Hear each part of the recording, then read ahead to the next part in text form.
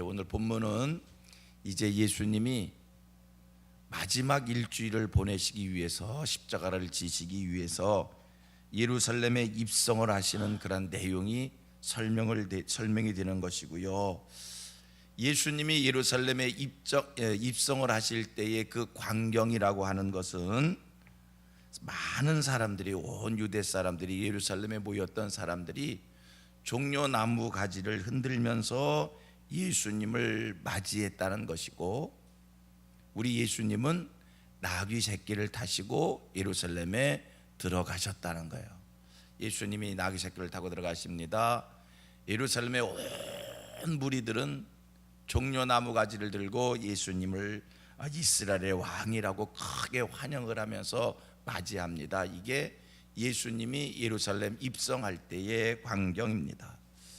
자, 예루살렘에 모였던 모든 이들이 종려나무 가지를 들고 예수님을 맞이했다라고 하는 것은, 이거는 영광스러운 승리자 또 정복자를 맞이하기 위한 그들의 예의인 겁니다.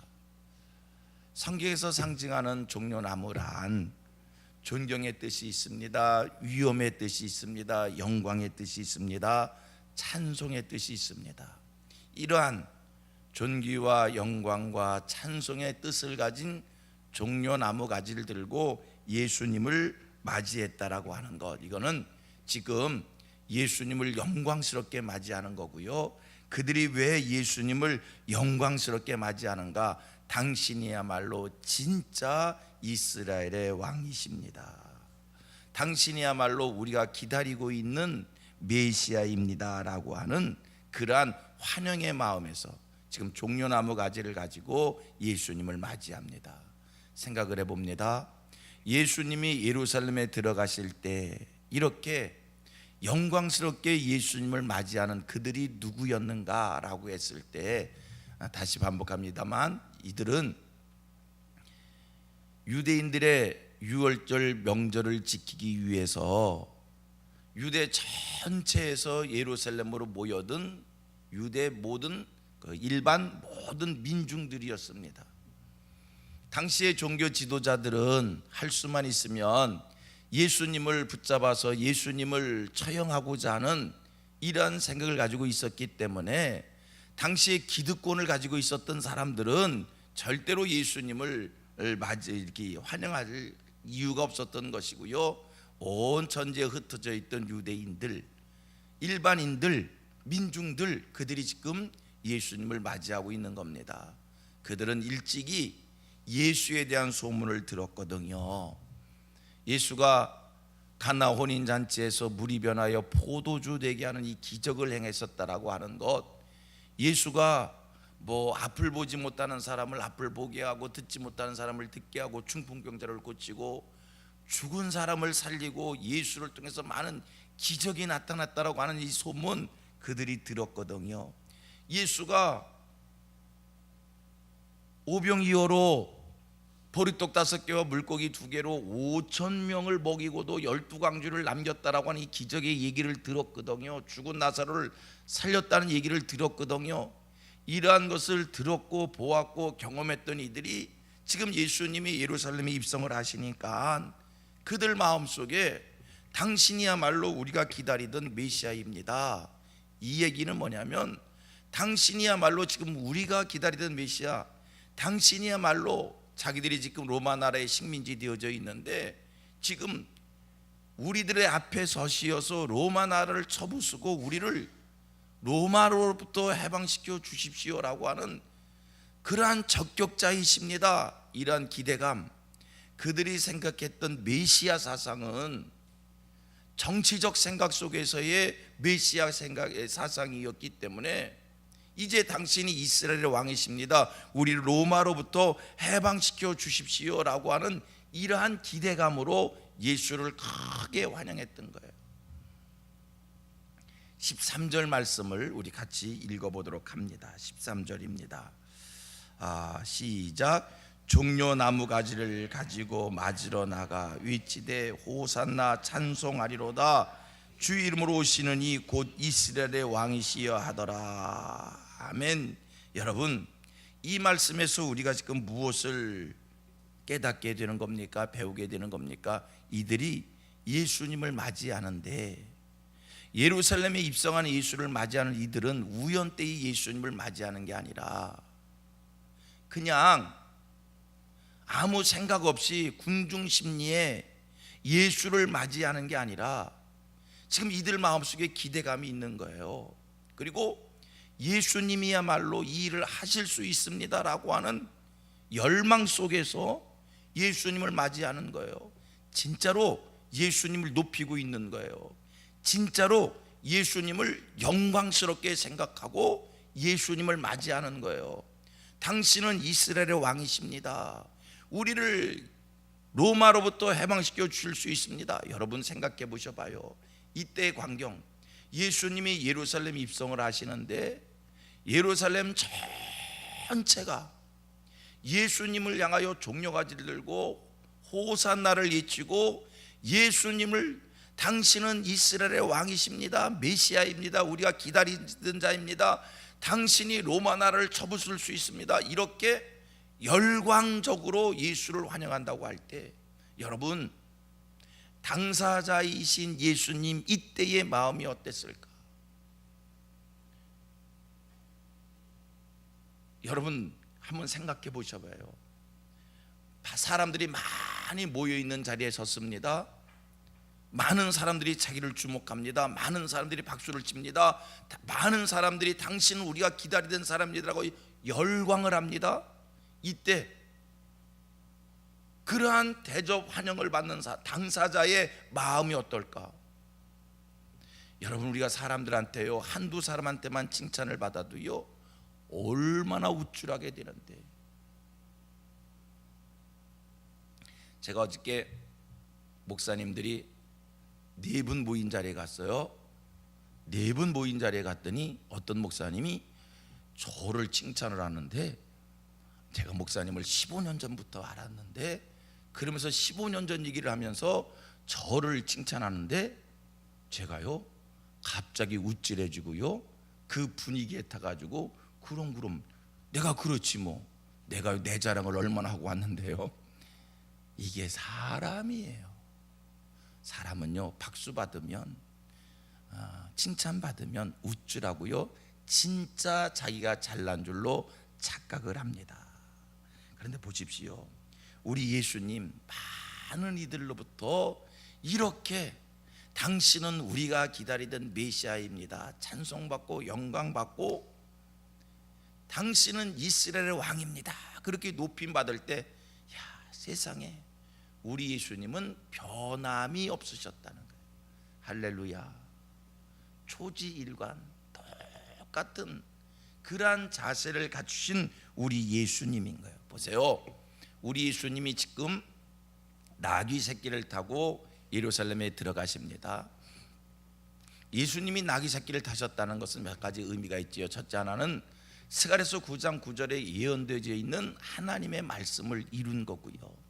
여러분 예수님에 관한 것은 예수님이 동정녀 마리아에서 태어나신다, 유대 땅 베들레헴 마구간에서 태어나신다, 십자가에 달려 돌아가신다, 부활하신다, 이러한 모든 것들, 예수님이 예루살렘 입성하실 때 나귀 새끼를 타신다, 그러니까 예수에 관한 모든 것들은 그냥 우연때에 그렇게 된 것이 아니라 이미 구약 몇백 년 전부터 하나님의 말씀대로 예언되어 있는 말씀대로 하나서 열까지 그렇게 되어진 겁니다.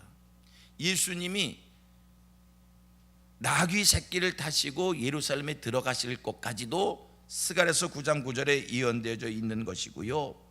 그 다음 중요한 또 한 가지, 예수님이 나귀 새끼를 타셨다는 것은 성경의 예언입니다. 또 한 가지는 사람들이 당신을 정복자입니다, 사람들이 예수를 정치적 메시아로 그렇게 인정하고 있을 때 우리 예수님 그들 앞에 상징적으로 보이시는 거예요. 나는 정복자가 아니다, 나는 평화의 사자이다, 나는 세상 왕이 아니다. 세상 왕은요 백마를 타야 되잖아요, 그렇잖아요. 그런데 예수님은 백마를 타지 아니하시고 나귀 새끼를 타신 거거든요. 예수님은 그렇게 높아지신 게 아니에요. 자, 다시 돌아와서 얘기합니다. 우리 예수님, 많은 사람들로부터 당신은 우리가 기다리던 메시아입니다라고 박수받고 환영받을 때 예수님은 초지일관 변함이 없으셨다는 거예요. 분명한 사실은 우리 예수님이 로마 나라를 정복할 능력이 있으셨던 분이거든요.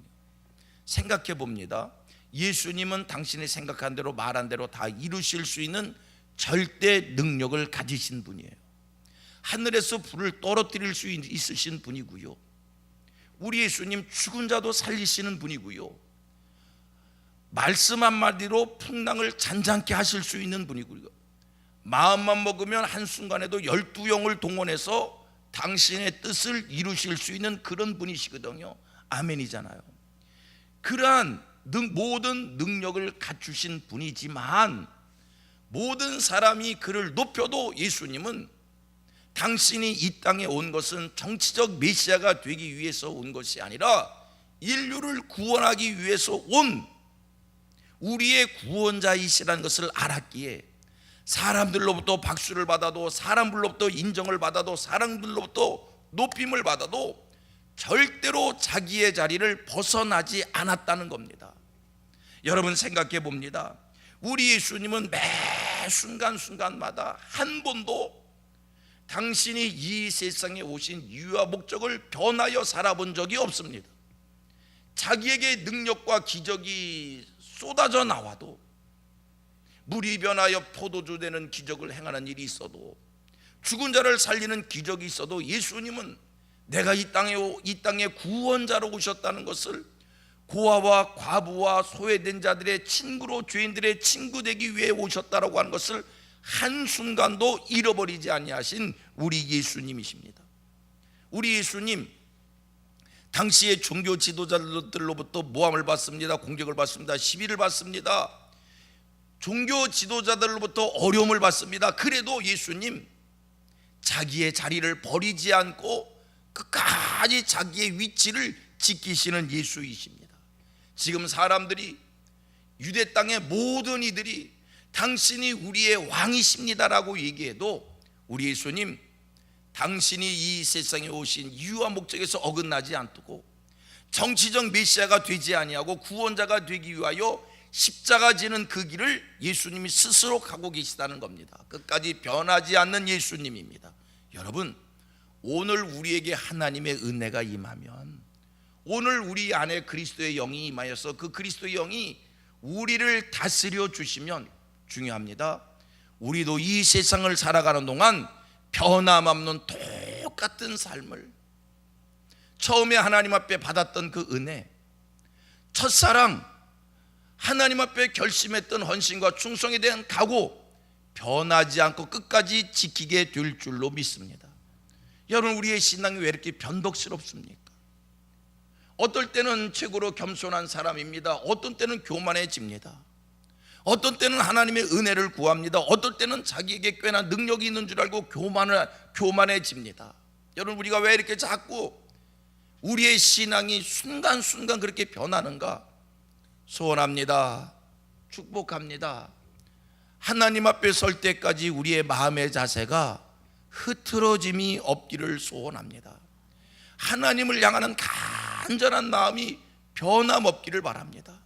하나님을 사랑하고 하나님 앞에서 충성하고 하나님 앞에 소원을 아뢰고 기도하는 자세가 흐트러짐이 없기를 소원합니다. 궁핍하고 어려운 일을 당할 때, 이런 환난 저런 환난을 당할 때는 그렇게 간절히 하나님 앞에 기도하고 소원하고 매달리다가 무엇을 좀 이루었으면 기도의 자세를 흐트러 버립니다. 마음의 소원이 있을 때에는 하나님 앞에 겸손하고 하나님을 의지하고 하나님을 사랑하고 하나님 중심의 삶을 삽니다. 이 땅에 살면서 소원을 이룹니다. 인정을 받게 됩니다. 높아지기 시작합니다. 교만이 하늘에 닿습니다. 우리가 왜 이런 삶을 삽니까? 여러분, 오늘 본문 속에서 예수님을 만나며 예수의 인격과 예수의 성품과 예수의 영성이 우리에게 채워져서 변함없이 늘 한결같은 마음으로 하나님 앞에서 살아가는 하늘 백성들 되기를 축복합니다. 우리 같이 고백을 합니다. 변함이 없는 신앙 되기를 원합니다. 처음에 결심했던 마음, 처음에 하나님 앞에 간절히 소원하여 결단했던 그 각오, 끊임없이 그 자세 지킬 수 있는 그게 예수님의 모습이에요. 금년도 우리 교회의 기도의 제목입니다. 예수님처럼 사는 교회입니다. 여러분, 어떻게 사는 것이 예수님처럼 사는 겁니까? 우리 예수님 초지일과 똑같은 능력이 있을 때나 사람들의 박수 받을 때나 어려운 일을 당할 때나 그냥 변함없이 이 세상에 오신 이유와 목적대로 사셨습니다. 우리 예수님 이 세상에 오신 이유와 목적대로 사셨습니다. 우리들의 이야기입니다. 사람됨의 이유와 목적이 뭡니까? 하나님을 영화롭게 해드리고 영원토록 그를 찬송하는 일입니다. 여러분, 변함없이 하나님을 영화롭게 해드리고 변함없이 하나님을 찬송하고 변함없이 하나님을 예배하는 하늘 백성들 되기를 축복합니다. 이게 신앙이에요. 이게 신앙이에요. 우리 기독교 목사님들이, 우리 교계에 있는 목사님들이 교회 속에서 전해지는 얘기예요.